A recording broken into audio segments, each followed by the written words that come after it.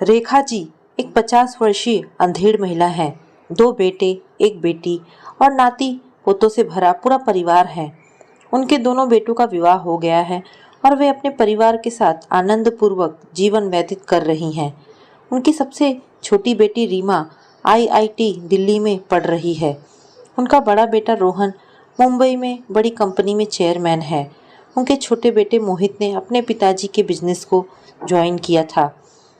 उनके देहांत के बाद उसने बिजनेस टेक ओवर किया और आज सफलतापूर्वक बिजनेस चला रहा है। रेखा जी मोहित के परिवार के साथ बेंगलोर में रहती हैं। उसकी पत्नी नैना एक फैशन डिज़ाइनर है। मोहित की बेटी जिया अभी 3 साल की है। वह हमेशा अपनी दादी के साथ ही रहती है। आज सुबह से ही उनके घर में बड़ी चहल पहल है क्योंकि रोहन का बेटा ईशान गर्मी की छुट्टियों में बेंगलोर आ रहा है। वह 13 साल का है। वह पहली बार अकेला आ रहा है। कुछ दिनों बाद रीमा भी सेमेस्टर ब्रेक में बेंगलोर आने वाली है। कहते हैं ना कि मूल से सूत ज़्यादा प्यारा होता है, इसलिए पोते ईशान के आने की सबसे ज़्यादा खुशी रेखा जी को है। उन्होंने सुबह से ही उसकी मनपसंद चीज़ें बनवाना शुरू कर दिया। ईशान भी अपनी दादी माँ से मिलने के लिए उतना ही उत्साहित है क्योंकि मॉम और डैड दोनों ही वर्किंग हैं। उनको ईशान के पास बैठकर बात करने के लिए समय ही नहीं मिलता है, इसलिए वो अपनी सारी बातें अपनी दादी माँ से फ़ोन पर ही शेयर करता है। उसके और उसके दोस्तों के बारे में जितना रेखा जी जानती हैं उतना कोई और नहीं जानता होगा। ईशान ने घर पहुँचते ही अपनी दादी माँ को गले लगा लिया और कहा, हाय दादी माँ, कैसी हो आप? रेखा जी ने कहा, एज ऑलवेज गुड। फिर दोनों ने बहुत सारी बातें की। रेखा भी उससे उसके स्कूल और दोस्तों के बारे में पूछती है। ईशान ने कहा, दादी माँ, आज तुम्हें अपनी नई दोस्त से मिलवाता हूँ जो बेंगलोर की ही है। रेखा ने पूछा, यहाँ पर? ईशान ने कहा, जी बिल्कुल। उसने अपना फेसबुक अकाउंट खोला और एक दोस्त का प्रोफाइल खोला और कहा, देखिए दादी माँ, ये मेरी नई दोस्त छवि है। यह यहीं रहती है। रेखा ने छवि की डीपी देखी और उसे किसी की याद आ गई। उन्होंने ईशान से पूछा, कौन है और तुम्हारी इससे दोस्ती कैसे हो गई है? ईशान ने कहा, दादी माँ, मैंने आपको बताया था ना कि मैं बैडमिंटन में मुंबई को रिप्रेजेंट करने के लिए दिल्ली गया था।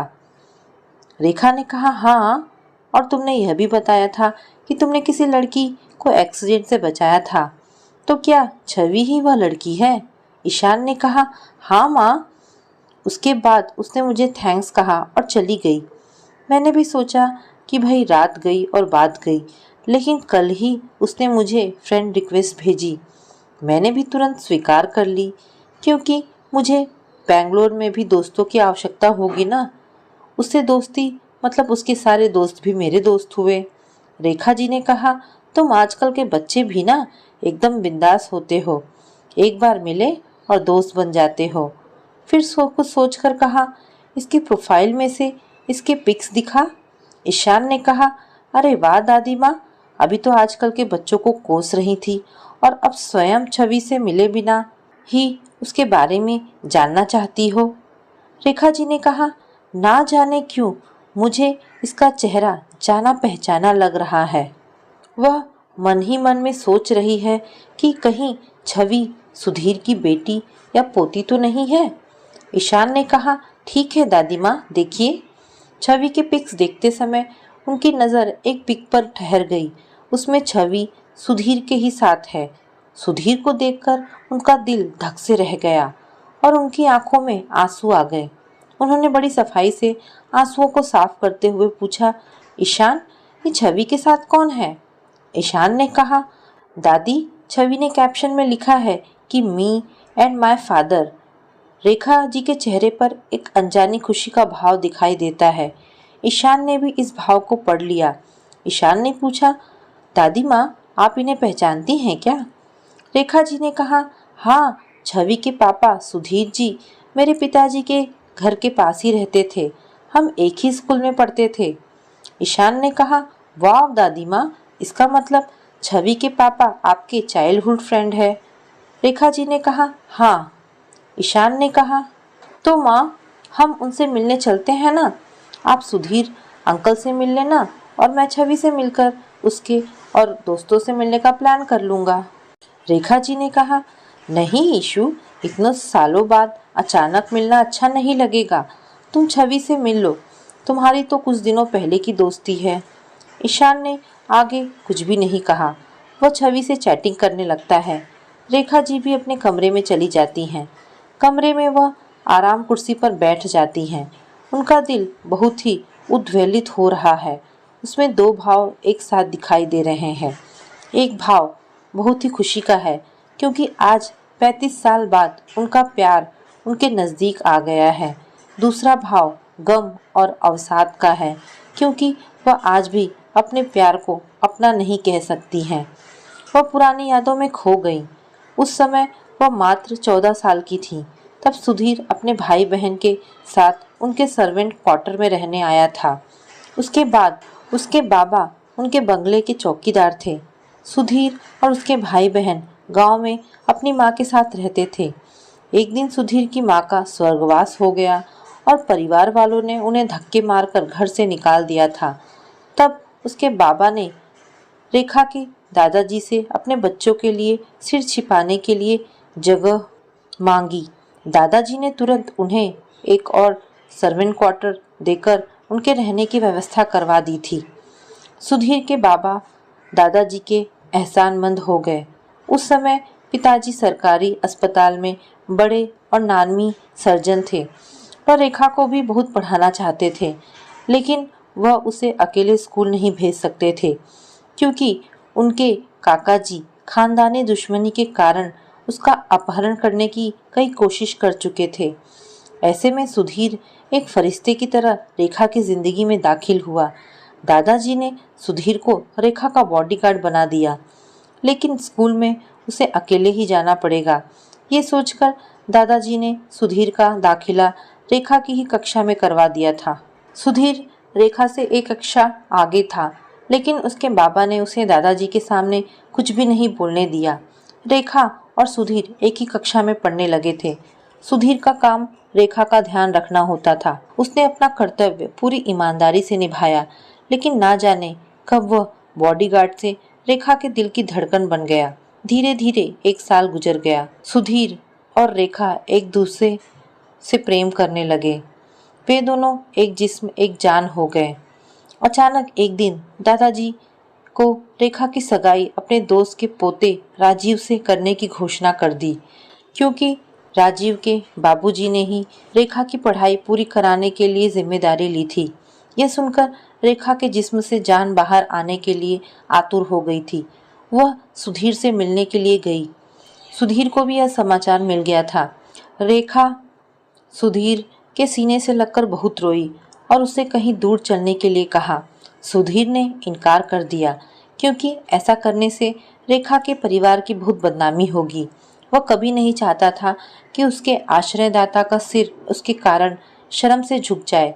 सुधीर ने रेखा को अपने सिर की कसम देकर हमेशा के लिए अपने से दूर कर दिया। रेखा सुधीर की कसम से बंधी राजीव से विवाह करके बेंगलोर आ गई। ऐसा कहते हैं कि प्यार जिंदगी में एक ही बार होता है, लेकिन रेखा को अपने पति राजीव से दोबारा प्यार हुआ। उसके प्यार ने सुधीर के खोने का गम बहुत हद तक समाप्त कर दिया था। वह 19 साल की उम्र में रोहन की मां बनी। उसके बाद एक के बाद एक मोहित और रीमा का जन्म हुआ। रेखा का आंगन बच्चों की किलकारियों से गूंजने लगा। चारों तरफ खुशियां ही खुशियां बिखरी रहती थी। राजीव के माताजी और बाबूजी बहुत ही अच्छे थे। उन्होंने कभी भी रेखा को बहू होने का एहसास ही नहीं होने दिया। उन्होंने तीनों बच्चों को बड़े ही लाड़ प्यार से संभाला। इसी बीच रेखा माँ ने अपने पति की सहायता से अपनी पढ़ाई पूरी की। उनके बिजनेस में उनकी सहायता करने लगी। देखते देखते 20 साल गुजर गए और बच्चे बड़े हो गए। रोहन ने अपनी पसंद से अकाउंटिंग को अपने करियर के रूप में चयन किया। तभी उसके लिए शोभा का रिश्ता आया। वह भीड़ सी करियर में आगे जाना चाहती थी। रोहन और शोभा के विचार मिल गए और उनका विवाह कर दिया गया। साल भर बाद रोहन और शोभा के घर एक नए मेहमान ईशान का आगमन हुआ। घर फिर से बच्चे की किलकारी से गूंजने लगा। रेखा दोबारा व्यस्त हो गई क्योंकि शोभा को पढ़ाई पूरी करने के लिए समय जो देना था। शोभा ने ईशान की सारी जिम्मेदारी अपने ऊपर ले ली। शोभा को पढ़ने के लिए पूरा समय मिलने लगा। जब तक रोहन की जॉब मुंबई में लग गई और शोभा ने भी सीए कंप्लीट कर लिया था, दोनों ईशान के साथ मुंबई शिफ्ट हो गए। रेखा की खुशियों को जैसे किसी की नज़र लग गई। ईशान के मुंबई शिफ्ट होने के कुछ दिनों बाद ही एक कार एक्सीडेंट में उसने अपने पति, राजीव जी, माता जी और बाबूजी को हमेशा के लिए खो दिया। अचानक से घर के बड़ों का साया हटने से परिवार की नींव चरमरा गई, लेकिन रेखा हिम्मत से डटी रही थी। उस समय मोहित 20 साल का था। अपने पिताजी से बिजनेस के गुण सीख रहा था क्योंकि उसे पढ़ने में इंटरेस्ट नहीं था। पिता के देहांत के बाद पूरे बिजनेस की जिम्मेदारी उसके नाजुक कंधे पर आ गई थी। रेखा की सहायता से उसने बिजनेस अच्छे से संभाल लिया। तब रेखा ने मोहित का विवाह उसकी पसंद की लड़की नैना से करवा दिया।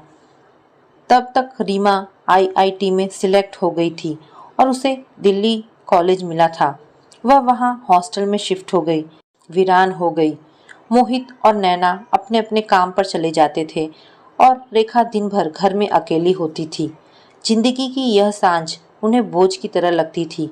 इस उम्र में जब वह अपने सारे कर्तव्य बहुत अच्छे से निभा चुकी हैं, उन्हें एक हम उम्र साथी की आवश्यकता थी जिससे वह अपनी सारी बातें शेयर कर सके। वह अकेलेपन की आंच में तिल तिल कर जल रही थी।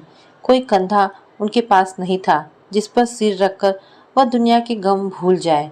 कहने के लिए मोहित और नैना उसके साथ थे, लेकिन उनके पास रेखा के लिए बिल्कुल समय नहीं था। जब घर में होते तब भी अपने कमरे से बाहर ही नहीं निकलते थे। अकेले में उन्हें कभी राजीव की तो कभी सुधीर की यादें परेशान करती थी।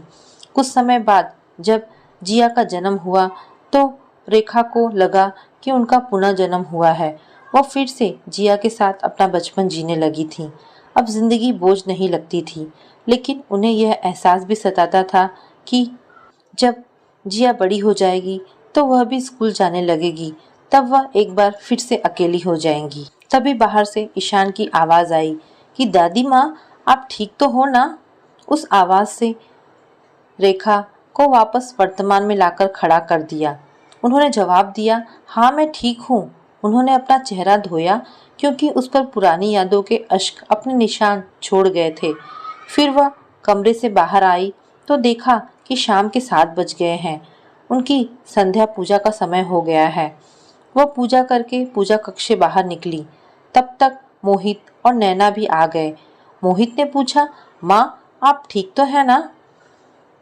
जिया की नैनी कह रही थी कि आप 2-3 घंटे तक अपने कमरे से बाहर नहीं आई।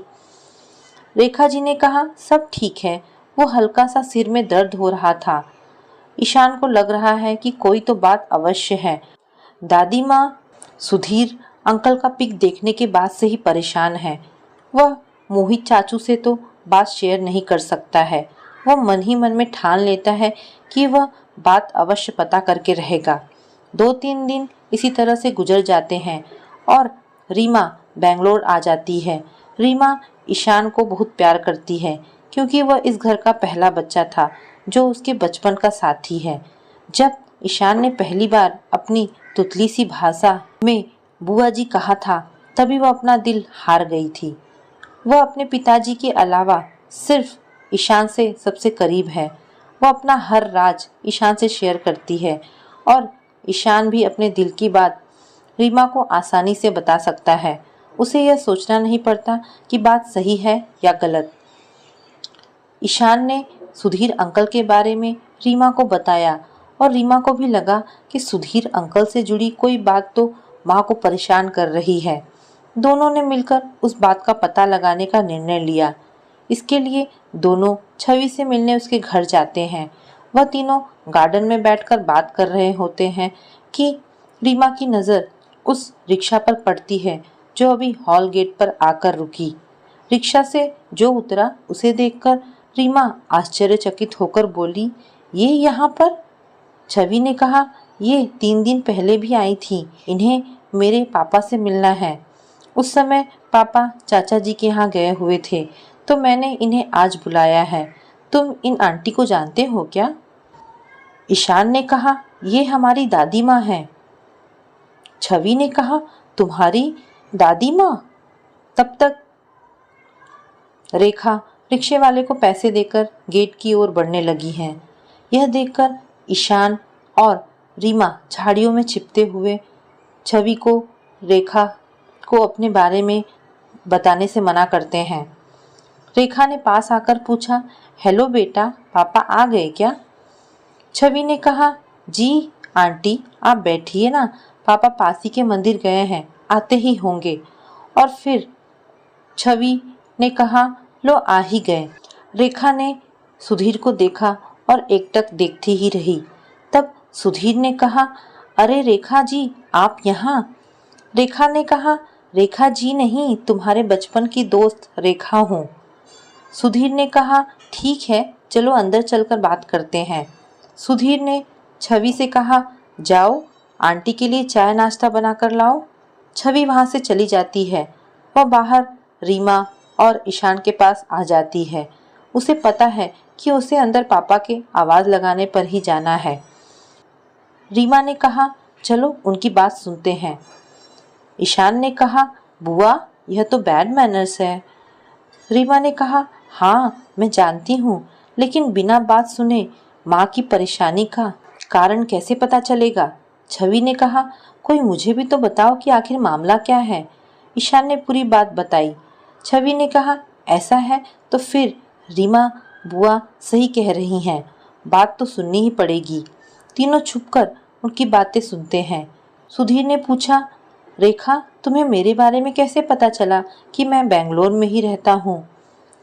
रेखा ने कहा, सुधीर भगवान ने हमें दोबारा मिलाने के लिए छवि को जरिया बनाया है। छवि मेरे पोते ईशान की दोस्त है। रेखा ने पूछा, तुम तो मंदसौर में रहते थे, फिर बेंगलोर कैसे आ गए? यहाँ आकर मुझसे मिलने क्यों नहीं आए? सुधीर ने कहा, जब तुम्हारा विवाह राजीव से हो गया और तुम बेंगलोर आ गई तो मेरा मन भी वहाँ नहीं लगता था। मुझे हर जगह पर तुम ही दिखाई देती थी, इसीलिए मैंने मंदसौर छोड़ने का निर्णय कर लिया। मैंने बेंगलोर में एक कारखाने में सुपरवाइज़र की पोस्ट के लिए आवेदन किया और उन्होंने मुझे यहाँ बुला लिया था। वही काम करते हुए मैंने आगे की पढ़ाई पूरी की और एक कंपनी में अकाउंटेंट बन गया।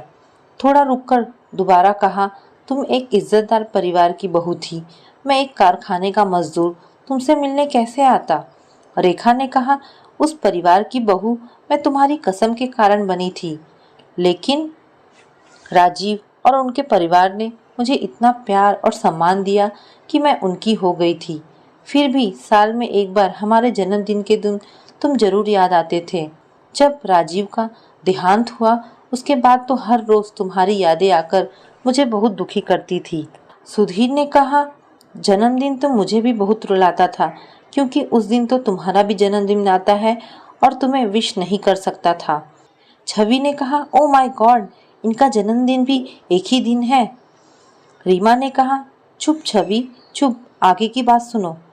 रेखा ने पूछा, तुम्हारी पत्नी का नाम क्या है और वह कहाँ है? मैं उनसे मिलना चाहती हूँ। सुधीर ने कहा, मेरी पत्नी? पर मैंने तो विवाह ही नहीं किया। रेखा ने पूछा, क्यों? सुधीर ने कहा, मैं तुम्हें भुला ही नहीं सकता था।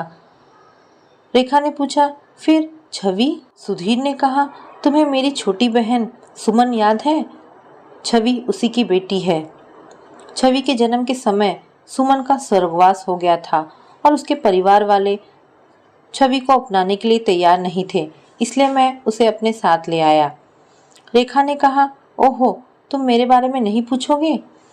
सुधीर ने कहा, तुम्हारे बारे में सब जानता हूँ, तुम्हारे जीवन की हर सुखद या दुखद घटना से वाकिफ हूँ। रेखा ने पूछा, कैसे? सुधीर ने कहा, मैंने तुम्हें राजीव जी को सौंप तो दिया था, लेकिन मुझे हमेशा तुम्हारी चिंता रहती थी, इसीलिए मैंने राजीव से दोस्ती कर ली थी। मुझे उनकी हर घटना का पता चलता था। उनके देहांत के बाद मोहित से फेसबुक पर दोस्ती कर ली थी और उनके पोस्ट से पता चलता था। रेखा ने कहा, इसका मतलब कि तुम पल पर मुझ पर निगरानी कर रहे थे। सुधीर ने कुछ नहीं कहा। अच्छा, अब मैं चलती हूँ, बच्चों के घर आने का समय हो गया है। सुधीर ने उदास होते हुए पूछा, क्या हम फिर कभी मिलेंगे? रेखा ने कुछ नहीं कहा और चुपचाप वहां से बाहर निकल जाती है। उनकी आंखों में आंसू उनके दुख को बयां करते इसके पहले ही वह उन्हें पोंछकर तेजी से गेट से बाहर निकल जाती है। रीमा, ईशान और छवि तीनों ही इस राज को जानकर हतप्रभ रह जाते हैं। उन्हें समझ में नहीं आ रहा था कि वह इस बात पर क्या प्रतिक्रिया दे और कैसे। कुछ देर चुप रहने के बाद रीमा और ईशान छवि को बाय करके अपने घर की ओर चल पड़ते हैं। रेखा रात में डिनर भी नहीं करती। वह चुपचाप अपने कमरे में चली जाती हैं और अंदर से दरवाज़ा बंद कर लेती हैं। आज की रात उनकी ज़िंदगी की सबसे बड़ी रात साबित होने वाली है। वह एक अजीब सी कश्मकश में फंस गई हैं। सुधीर की बातें सुनकर वह अपने आप को सुधीर का अपराधी महसूस कर रही हैं। उसके प्यार ने सुधीर की ज़िंदगी में वीरानियाँ भर दी हैं। कई प्रश्न यक्ष प्रश्न की तरह उनके दिमाग में हथौड़े की तरह प्रहार कर रहे हैं। सुधीर का क्या अपराध था जो उसे आजन्म अकेलेपन की सजा मिली? क्या उसका अपराध यह था कि वह एहसान फरामोश ना बन सका? क्या मेरा अपराध है कि मैंने उसकी कसम निभाई? अब आगे क्या करना चाहिए? रेखा ही नहीं, रीमा और ईशान पर यह रात बहुत भारी रहती है। दोनों चाहकर भी नहीं सो पाते। उनके दिमाग में अजीब अजीब ख्याल आ रहे हैं कि दादी माँ अब हमेशा ही परेशान और दुखी रहेंगी। कहीं वह इस कारण अवसाद में चली गई तो क्या होगा? सुधीर का हाल बेहाल हो गया। आज तक वह अपने प्यार से दूर थे तो अपने आप पर उनका नियंत्रण था, लेकिन रेखा के इस तरह सामने आ जाने से उन्हें वह नियंत्रण छूटता दिखाई दे रहा है। अब उनका मन रेखा को अपना बनाने के लिए व्याकुल हो रहा है। उनके सामने एक ही रास्ता है कि वह इस शहर छोड़कर कहीं दूर चले जाए। अब प्रश्न यह है कि कहाँ जाए? छवि भी जाग ही रही है। वह अपने अतीत के बारे में जानकर बहुत दुखी है। साथ ही दुख इस बात का है कि उसके पापा, जिन्होंने कभी भी किसी का बुरा नहीं किया, उन्हें भगवान जी ने इतनी बड़ी सजा क्यों दी? रात भर विचारों के मंथन के बाद रेखा निर्णय लेती है। यह मंथन उस समुद्र मंथन में से भी दुष्कर है जो देवता और दानव ने किया था। इस प्रकार से रिश्तों और मर्यादा का मंथन आज से लगभग 35 साल पहले भी हुआ था, जिसमें से निकलने वाले विष को सुधीर ने पिया था और अमृत रेखा को दिया था। रेखा ने सुबह सुबह सुधीर को कॉल करके 1 बजे घर पर बुला लिया। उनके आने से पहले ही अपने परिवार के सदस्यों को एकत्रित करके और जो यहाँ नहीं थे उन्हें वीडियो कॉन्फ्रेंसिंग से जोड़कर अपना निर्णय सुना दिया कि वह सुधीर जी से पुनः विवाह करेंगी। यह निर्णय सुनकर पूरा परिवार सकते में आ जाता है। सभी कुछ ना कुछ पूछना या बोलना चाहते हैं, लेकिन शुरुआत कौन करेगा, यही सोचकर सब एक दूसरे का मुंह देख रहे हैं। रोहन ने हिम्मत करके कहा, माँ, आपका दिमाग खराब तो नहीं हो गया है जो इस उम्र में और इतने भरे पूरे परिवार के होते हुए आप दूसरा विवाह करने की सोच रही हैं? रेखा जी ने कहा, हाँ, मेरा भरा पूरा परिवार है जिसकी वजह सुधीर है। वह इस दुनिया में अकेले जी रहे हैं। उनकी वजह तुम्हारी माँ यानी मैं हूँ। मोहित ने कहा, माँ, आपको क्या कमी है? रेखा जी ने कहा, मुझे किसी के साथ की आवश्यकता है जो तुम में से कोई भी नहीं दे सकता। सभी अपने काम और परिवार की जिम्मेदारियों से बंधे हुए हैं। अगर मैं कहूँ कि उम्र की इस सांझ में मुझे एक हमदम चाहिए तो तुम में से कौन अपना घर परिवार छोड़कर मेरे साथ रहने को तैयार है? कोई नहीं। मोहित ने कहा, माँ, हम सब तो हैं ना आपके साथ। रेखा जी ने कहा, कब तक? तुम सुबह 9 बजे ऑफिस निकल जाते हो और बहू भी साथ ही जाती है। घर में मैं और जिया रह जाती हैं। वह भी कब तक? अगले साल से वह भी स्कूल जाने लगेगी। बहू शोभा, जो अब तक चुपचाप उनकी बातें सुन रही थी, उसने कहा, माँ, आपने सोचा है कि लोग क्या कहेंगे? हम अपने परिवार में क्या कहेंगे? अपने बच्चों की इज्जत के लिए आपको अपना निर्णय बदलना ही होगा। आप यह विवाह नहीं कर सकती हैं। रेखा जी ने कहा, पहले मैंने पिताजी की इज्जत की बलि पर अपने अरमानों की बलि दे दी, लेकिन अब नहीं। क्या मैं अपनी मर्जी से निर्णय कभी भी नहीं ले सकती हूँ, सिर्फ इसलिए कि मैं एक स्त्री हूँ? रोहन ने कहा, माँ, क्या आपको पिताजी से प्यार नहीं था जो आप ऐसा निर्णय ले रही हैं? रेखा ने कहा, था और हमेशा रहेगा। तुम बताओ, यदि तुम्हारे पिताजी मेरे जाने के बाद ऐसा निर्णय लेते तो क्या तुम उन्हें रोकते? रोहन की बोलती बंद हो जाती और वह वीडियो कॉन्फ्रेंसिंग से बाहर हो जाता है। रेखा ने रीमा की ओर देखते हुए कहा, तुझे कुछ नहीं कहना है? रीमा ने कहा, माँ, मैं आपके निर्णय के साथ हूँ। मैं और ईशान दोनों यही चाहते हैं कि आप किसी भी तरह से परेशान या अवसाद में ना रहें। रेखा ने कहा, इसका मतलब तुम दोनों ये बात पहले से जानते हो? जी माँ, कल उस समय हम भी छवि के घर पर ही थे। हम दोनों ने रात भर सोचने के बाद यह फैसला किया था कि हम किसी भी तरह आपको और सुधीर अंकल को मिलाकर रहेंगे। थोड़ी देर बाद सुधीर भी आ जाते हैं। रेखा अपना निर्णय उन्हें सुना देती है।